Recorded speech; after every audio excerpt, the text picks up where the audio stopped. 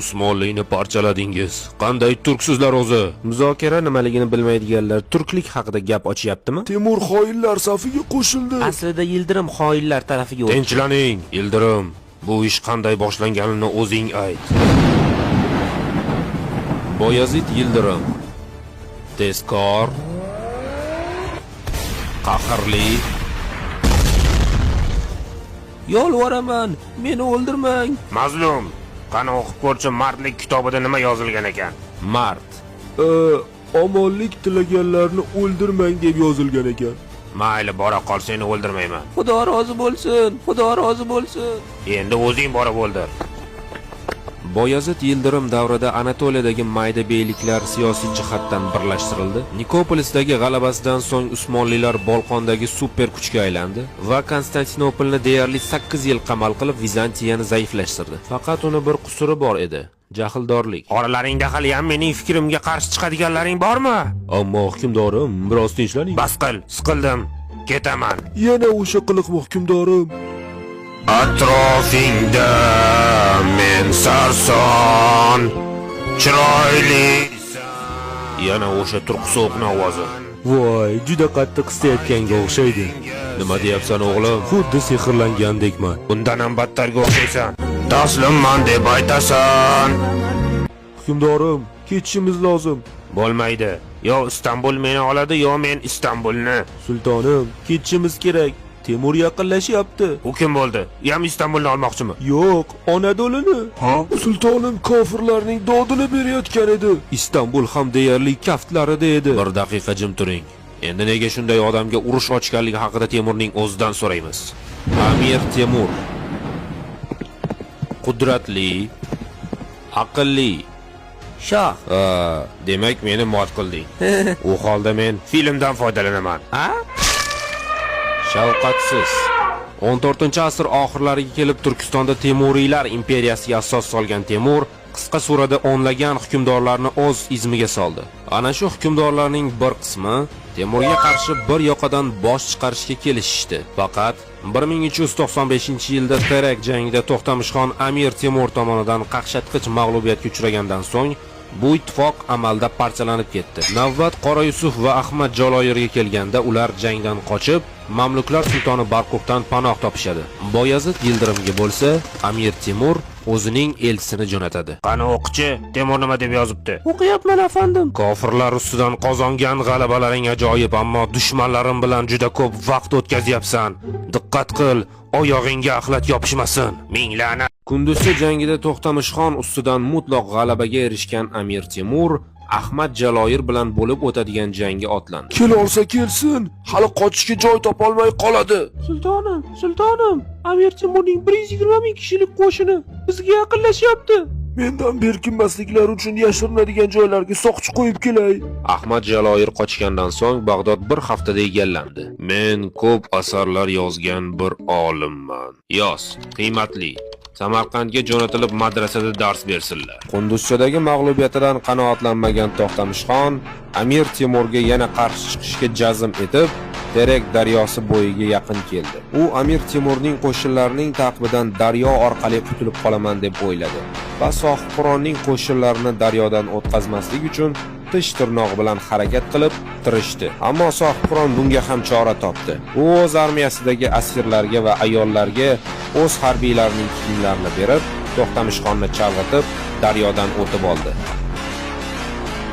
Surpriz! Keyingi yurishim Hindistonga bo'lsin deyman. Ya, Hindistonda nima qilamiz? Yevropaga ketaylik. O'g'lim, esing joyidami? Shu yerdan Yevropaga uchib bormoqchimisan? Gap sotmasdan tezroq bo'ling. Hali qancha yo'lni yurishimiz kerak. O'g'lim, Hindiston ham Yevropadan qolishmaydi. Rostana. Shundan so'ng Amir Temur karyerasidagi eng muvaffaqiyatli yurishlardan biri Dehli yurishi boshlandi. Temur hech qachon faqat kuchga suyanmasdi. U avval o'ylab, rejalashtirib, keyin zarba berardi. Hozirgacha yaxshi natijalarga erishgandik. Menimcha, ana u yerdagi hayvonlar do'koniga borib, iloji boricha ko'proq tuyalarni olib kel. Xo'p bo'ladi. Tag'in eshak ko'tarib kelma. Mana bu haqiqiy sarkardaning strategiyasi. Amir Temur tuyalar ustidagi oddiygina mayda xas-cho'plar orqali olov bilan dushmanning eng katta qurolini o'ziga qarshi ishlatdi. Fillar dahshatga tushdi. Ular ortga qochib, Hind qo'shinini bosib ketdi. Saflar buzildi, tartib yo'qoldi. Aynan shu lahzada Temur barcha kuchlar bilan hujumga o'tib, jangni o'z foydasiga yakunladi. Oh xudoyim, qanday mamlakatga kelib qoldik-a? Musson shamoli o'rniga sassiq shamol esyapti. Voy buni qara. Yuzida osilib turgan nima? Bu ne xartumi? Bulardan 10 tasini qo'shinga olasan, keyin dushmaningning jonini ham olasan. Ey filbon, senda bulardan yana qancha bor? Hukmdorim, Yildirim sizni va yana Mamluk sultoni bilan Qadi Burxoniddin vafot qilibdi. Ittifoq parchalanibdi-da. Otlarni egarlang ketamiz. Qayoqqa? Qayoqqa bo'lardi janoza namoziga? Sohibqiron o'z qo'shini bilan Hindistondan Anadolu taraf kelganlar ekan, u yerda noodatiy bir insonparvarlikka duch keldi. Xush kelding, otam, onam. O'sha mashhur dunyo qiroli qayerda bor ekan yana shunday buyuk hukmdor? Maqtovlar uchun juda ham katta rahmat. Buyuk Xoqon Usmonli butun tuproqlarimizni oldi. Davlatsiz gadoga aylandik. Bu holda yasholmaymiz o'g'lim. Sivas qal'asi haqida eshitganmisiz? Uni hech kim ola olmasmish. Sohibi Qur'on bu gapdan so'ng butun qo'shin bilan Sivasni qamal qildi. Qamal ichida qolgan qal'a qo'mondoni Temurga bir shart bilan taslim bo'lishga rozi bo'ldi. Temur qon to'kmaydi. Sulh tuzilganligiga qaramay Temuriylarga hujum qilgan Sivaslik armanilarni Temur qon to'kmasdan tiriklayin ko'mib tashladi. Ortidan Sivasni olovga bergan Temur Yildirimga Sivas olinganligi haqidagi xabarni jo'natdi. Ammo juda bir mustahkam, olinmas bir qal'a edi hukmdorim. Nimalar deyapsan, posho? Kel.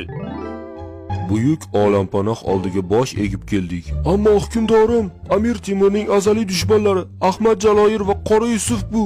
Hozroq qo'ying. Menga itoat qilganlarni xor qilib qo'ymayman. Kitobda ham shunday yozilgan. To'g'rimi, mazlum?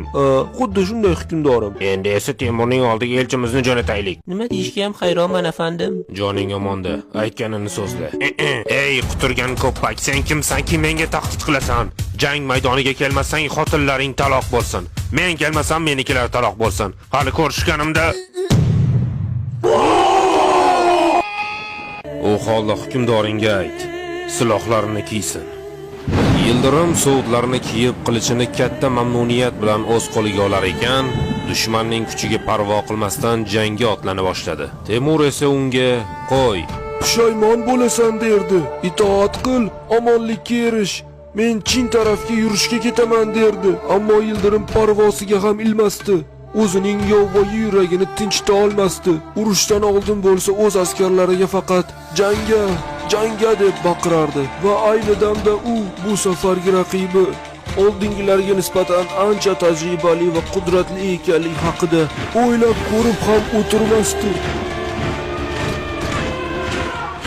Sulton Boyazid Yildirim boshchiligidagi Usmonli qo'shini Sivas yaqiniga kelib qolganini eshitgan Amir Temur ularni o'zlarining davlatida adashtirib, bo'lib o'tadigan buyuk jangdan oldin ularni charchatish uchun avval Qaysari, so'ng Kirsehir, oxirida Anqara shahri atrofiga kelib, qal'a shaharni hujum orqali egalladi. Ayni vaqtda Boyazid Yildirim jahl otiga minib Sohibqironni tinmasdan quvib keladi.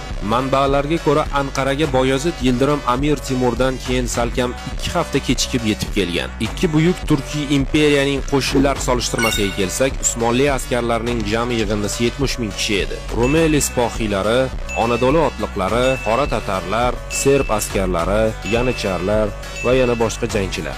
Sohibqironning qo'shini esa 120 ming atrofida edi. Qo'shinning 90% ni Mavaro, Nahr hamda Xurosonlik otliq jangchilar tashkil qilardi. 10% ni piyoda jangchilar va yana qo'shimcha Hindistondan keltirilgan 32 ta jangovar fil.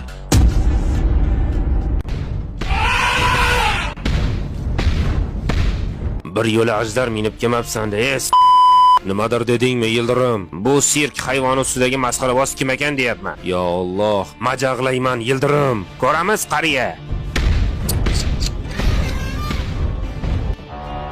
1402-yilning 28-iyulida ikki Turkiy imperiya qatnashgan eng dahshatli va eng qonli jang boshlandi. Jang boshlanish bilanoq Boyazid Yildirimning so'l qanoti zaiflasha boshladi. Buning sababi esa qora tatarlar va temuriylar orasidagi sirli sulh bitimi edi. Ular muhoroba davomida temuriylar tarafga o'tib ketdi. Sultonning o'ng qanotidagi kuchlari esa temuriylarniki bilan deyarli bir xil edi. Ammo markazdagi jangovar fillar ustidagi kamonchilar o'qi omorida qolgan yanichlarning ahvoli dahshatli bo'ldi. Ham chap qanotdan, ham markazdan Usmonlilarga qaqshatqich zarba bergan Temur bu jangda shubhasiz g'olib bo'lgan. Xoinlar, sotdingizmi meni? Endi anglagandirsan, menga qarshi chiqqanni qay ahvolga tushishini. Qardosh. Hukmdorim, qochishimiz lozim. Yo'q, qanaqa qochish? Kitobimda qochish yo'q deb yozilgan. To'g'rimi, mazlum? Mazlum.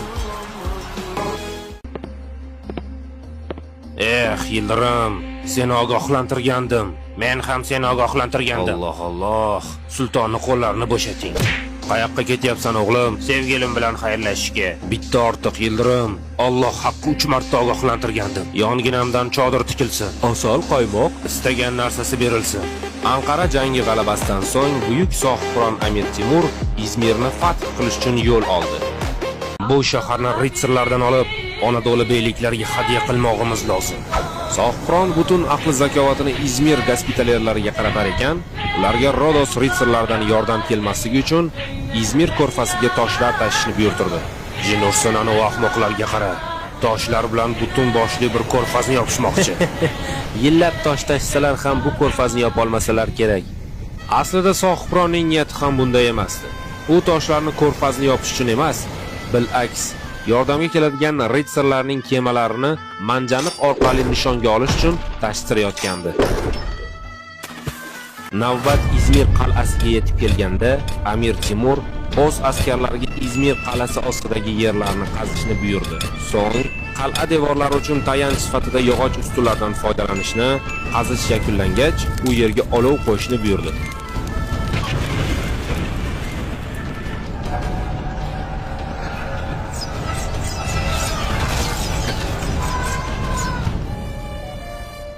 Afandim, Shahzoda Sulaymon Rumelida, Shahzoda Iso Bursada, Shahzoda Mehmet Amasiyada amringizga muntazirdir. Go'zal. Endi Anadolu beylarining tuproqlari. Ularga ham o'z yerlari berildi, ammo Temuriylarga bo'ysundirilgan holda. Afsuski, Anqara jangidan 8 oy o'tar o'tmas, buyuk va jasur Usmonli sultoni Boyazid Yildirim og'ir tushkunlikdan vafot qildi. Buyuk Usmonlini 3ga bo'lib tashlashdi. O'zingizchi, bundan ortiq bizga chora qoldirmadingiz. Kofirlarning jazoti bilan ustimizga yurish qildilar. Sizlarning kofir askarlaringiz bizning musulmon jangchilarni o'ldirmadimi? Yetar! Bas qiling. O'zi bu urush sizlarning kasringizga boshlandi. Yildirim, nega bu videoda Temur seni qafasga solib aylantirilganligi haqida ko'rsatilmadi? Chunki u oddiy bir safsata. Odamlar bo'rttirishdan boshqa narsani yaxshi ko'rishmaydi. Men bu ishni unga loyiq ko'rmasdim. Men ham o'rningda shunday qilgan bo'lardim. Axir shunday bo'lsa, nega bir-biringizga bu qadar dushman bo'ldingiz? Nega bir-biringizga urush ochdingiz? Turkning jahon taxtiga ikki hukmdor sig'masdi.